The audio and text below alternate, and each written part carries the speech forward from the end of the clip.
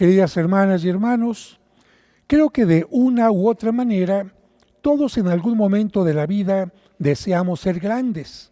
De hecho, cuando éramos niños queríamos ser grandes para poder hacer lo que hacían papá y mamá, manejar un auto, poder tener dinero, entrar a ciertos lugares y otras cosas más. Afortunadamente, nuestros padres nos enseñaron que todo tiene su tiempo y que de hecho, para ellos, aunque no tuviéramos una edad de adulto, ya éramos grandes e importantes. Pero la idea y deseo de ser grandes se vuelve a aparecer a lo largo de la vida, como cuando queríamos estar en el cuadro de honor o en la escolta, o ser elegidos para formar parte del equipo deportivo o representantes en los concursos de declamación o en los bailes folclóricos.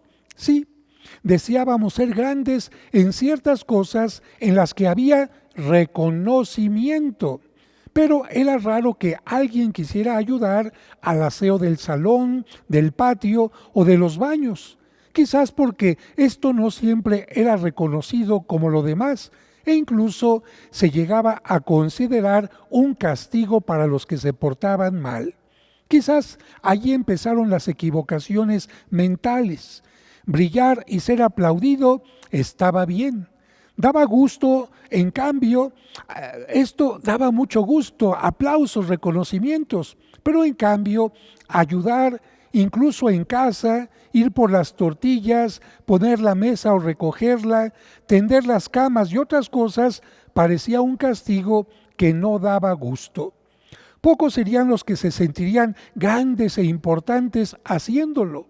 La mayoría decía ¡ay!, cuando se les mandaba hacer, porque, que quede claro, en la mayoría de los casos no se hacía por voluntad o iniciativa propia, sino porque papá o mamá lo mandaba y no quedaba de otra. Por eso siempre el ¡ash! Y la idea de ser grandes continuó un poco en la adolescencia, compitiendo con cosas del cuerpo.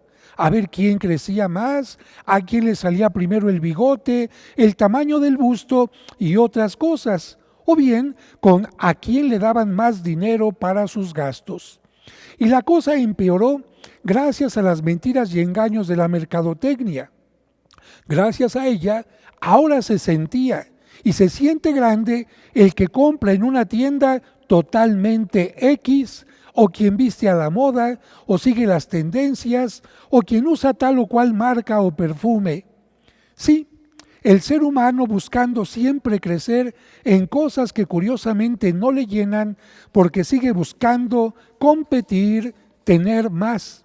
Y no puede faltar el crecer en la fama, aunque para ello haya que hacer cosas extravagantes, vender el alma e incluso el cuerpo, o caer en la delincuencia para ocupar las primeras planas como el delincuente de moda. Y por supuesto, tampoco puede faltar el ser grande en el poder. Pero ¿para qué se quiere el poder? ¿Para qué se quiere tener la principal silla?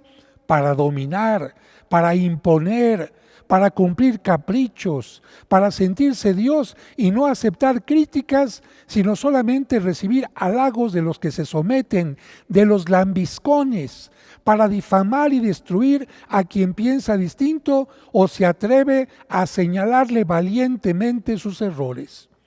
Como lo escuchamos en la primera lectura, así piensan estas personas. Tendamos una trampa al justo porque nos molesta y se opone a lo que hacemos, nos echa en cara nuestras violaciones a la ley, nos reprende las faltas contra los principios en que fuimos educados. Veamos si es cierto lo que dice, vamos a ver qué le pasa en su muerte. Y el apóstol Santiago subraya también estas malas actitudes en la lectura de hoy diciendo, donde hay envidias y rivalidades, por poder, por querer ser más, ahí hay desorden y toda clase de obras malas. Y continúa la lectura. ¿De dónde vienen las luchas y los conflictos entre ustedes? ¿No es acaso de las malas pasiones que siempre están en guerra dentro de ustedes? Ustedes codician lo que no pueden tener y acaban asesinando. ambicionan algo que no pueden alcanzar y entonces combaten y hacen la guerra. Bien, pues todas estas formas de crecer que he mencionado, todo esto para el pensamiento de Dios es absurdo y no vale nada, porque por el contrario, en lugar de hacer crecer a las personas, transformarlas positivamente y a la sociedad, las hacen decrecer y corrompen a la sociedad. ¿O acaso basta saber más o tener más, o vestir a la moda o tener más poder para ser una mejor persona? Lo dice el dicho, aunque la mona se vista de seda, mona se queda. O el otro dicho, no es la silla o el puesto el que hace grande a la persona, es la persona la que hace grande e importante el puesto. O como decía San Pablo, aunque tuviera todos los tesoros y todos los conocimientos, aunque supiera todos los idiomas, si me falta el amor, no soy nada. Ese es exactamente el mensaje que San Pablo aprendió de Cristo. A este respecto, viene a mi mente la experiencia del pequeño Íñigo, mejor conocido como Ignacio de Loyola, cuando era niño. Él quería sentirse grande y para ello se subía a los árboles y desde ahí se sentía grande. Pero luego se dio cuenta que el castillo era más alto que el árbol y se subió al castillo para sentirse grande.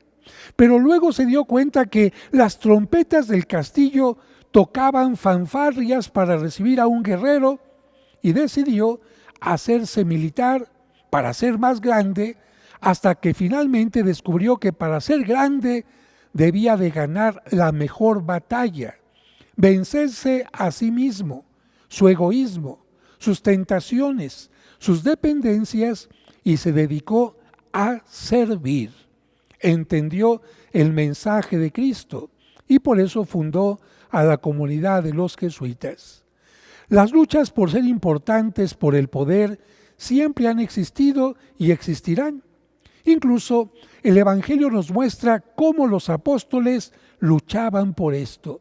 Pero Cristo les contesta a ellos y nos invita a nosotros a tener otro tipo de luchas o competencias. Nos invita a competir en todo caso por servir. Y nadie puede servir si no es capaz de amar. Qué distinta sería la mentalidad de gobernantes y políticos, de dueños de medios de comunicación, empresarios y dirigentes en cualquier área, si en lugar de pensar en cómo servirse del pueblo, cómo servirse de los demás, se pensara en cómo servir. Cambiarían muchas cosas, serían más humildes, aceptarían las críticas, escucharían a los demás, no tendrían un yo, hablando todos los días de ellos. Más bien pensarían en cómo servir a los demás. Por eso, hoy podemos agradecer en primer lugar a aquellos padres y madres de familia que no buscan ser servidos en sus hogares, sino más bien, como ustedes, ponen el ejemplo cada día sirviendo a sus hijos. Ahí está, por ejemplo, la mamá preparando con cansancio, pero sirviendo con gusto los alimentos de cada día y haciendo otras miles de tareas más en bien de los hijos. Ahí están los papás, hombre y mujer, saliendo a trabajar para poder ofrecer a sus hijos lo necesario. Ahí están nuestros médicos y enfermeras y enfermeros sirviendo, aunque les reduzcan presupuestos gubernamentales, aunque quiten programas de apoyo y no tengan lo necesario en los hospitales. Ahí están los maestros, especialmente en las comunidades rurales donde falta todo, haciendo grandes sacrificios en bien de la educación. Ahí están los comunicadores que no se prestan a los halagos o mentiras y defienden la verdad. Ahí están los comerciantes que ofrecen su mercancía a buen precio y con una actitud amable. Ahí están los voluntarios de diversas instituciones. Ahí está la gente que ante la tragedia de los demás les ayuda no solo animándolos o con su oración, sino también, como en estos días, también llevando algo a los centros de acopio. Como pueden ver, son muchos. Somos muchos los que hemos escuchado las palabras de Cristo y queremos crecer en el sentido correcto.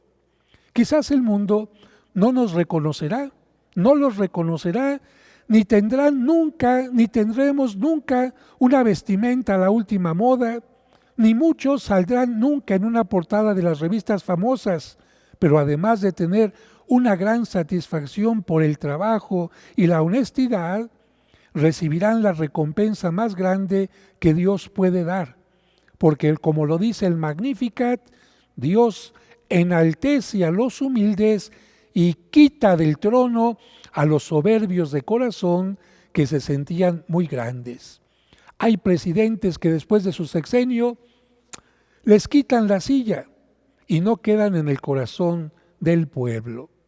Creo que no es una silla, es la actitud de servir la que queda en el corazón, en el recuerdo y en la historia de la humanidad. Finalmente, a propósito de lo que pasó estos días, no puede haber mayor grandeza que recibir a Dios. Y Cristo dijo que sería grande quien recibiera a un niño, que quien recibiera a un niño también recibía a Cristo y a Dios. Y por consiguiente, quien no fuera capaz de recibir a un niño y darle amor, no sería capaz de recibir ni a Cristo ni a Dios. Cuidado con aquellos católicos que dicen que reciben a Dios, pero no reciben a un niño. Es una pena que existan personas que, en lugar de estar en favor de la vida y de los niños, estén en favor de la muerte y del aborto. Y no solo eso, sino que también se despenalicen los actos criminales. Desde pequeños aprendimos en casa que cuando había una falta, había una sanción, una penalización. ¿Y esto era porque no nos amaban nuestros padres? No, era porque nos amaban. Y con la sanción o penalización deseaban que recapacitáramos, que aprendiéramos la lección y que no volviéramos a incurrir en el mal. La penalización no solo nos servía a nosotros, sino también a nuestros hermanos que también aprendían. Esto nos enseña que las sanciones o penalizaciones tienen un sentido educativo, pedagógico y social. Por eso, despenalizar las faltas puede tener un mensaje negativo o equivocado. Puede dar a entender que no pasó nada. Mi punto de vista es que toda acción negativa debe de tener una penalización. Cada vez que un hijo se porte mal, no cumpla con lo adecuado, cada vez que una persona trabajadora no haga lo suyo, cada vez que alguien haga algo incorrecto, debería de tener una penalización. Pero por otra parte, la penalización no tiene que ser forzosamente la cárcel, porque está demostrado que las cárceles, por lo menos en México, más que centros de readaptación, de corrección, son centros de corrupción, en los que se involucran desde mafias de presos, celadores, droga y en muchos casos hasta autoridades. Las cárceles, y quien ha trabajado en cárceles, yo trabajé 7 años en ellas, no siempre son la mejor solución. De hecho, muchos se cuestionan si sería correcto que una mujer estuviera en la cárcel por abortar. Yo no soy legislador, pero puedo dar un punto de vista personal. Cuando me dicen, padre, ¿usted considera que una mujer que aborta tendría que estar en la cárcel? Miren, yo les diría que por lo menos a las personas que han abortado y que yo he podido atender después, he podido darme cuenta de que lo hicieron por ignorancia y bajo muchas presiones. Ninguna de ellas lo hizo por gusto y se sintió tan tranquila o feliz por haberlo hecho. Y no las estoy justificando. Simplemente estoy tratando de analizar la realidad.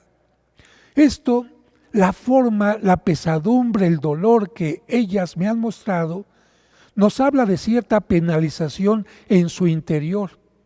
Pero más allá de esto, a nivel social, no se puede tener solamente dos opciones, o la pena de cárcel o la despenalización. Desde mi punto de vista personal, y aclaro, no es un punto de vista oficial de la Iglesia, es mi punto de vista personal. Sí debería de haber una penalización para quienes abortan, pero distinta a la cárcel. ¿Cómo qué? Como un trabajo social en favor de la vida, en favor de mayor prevención de embarazos no deseados, en favor de apoyos a las mujeres embarazadas, en favor de mayor seguridad en las calles para evitar violaciones, en favor de erradicar problemas como el alcoholismo y la drogadicción que llevan precisamente a embarazos no deseados. Debemos defender la vida, pero también preocuparnos y mostrar acercamiento y ayuda por quienes abortan, porque ese simple hecho de abortar es un síntoma de que algo no está bien en ellas, pero también algo no está bien en nuestra sociedad. Pidamos a Dios para que nos ayude a ser verdaderamente grandes y que nuestra grandeza tome en cuenta la grandeza de las niñas y los niños desde el vientre de su madre, porque son sagrados, y que nuestros legisladores busquen leyes que no hagan decrecer a nuestra sociedad, que no busquen únicamente sus intereses políticos, sino más bien hagan a nuestra sociedad más responsable y comprometida con los valores.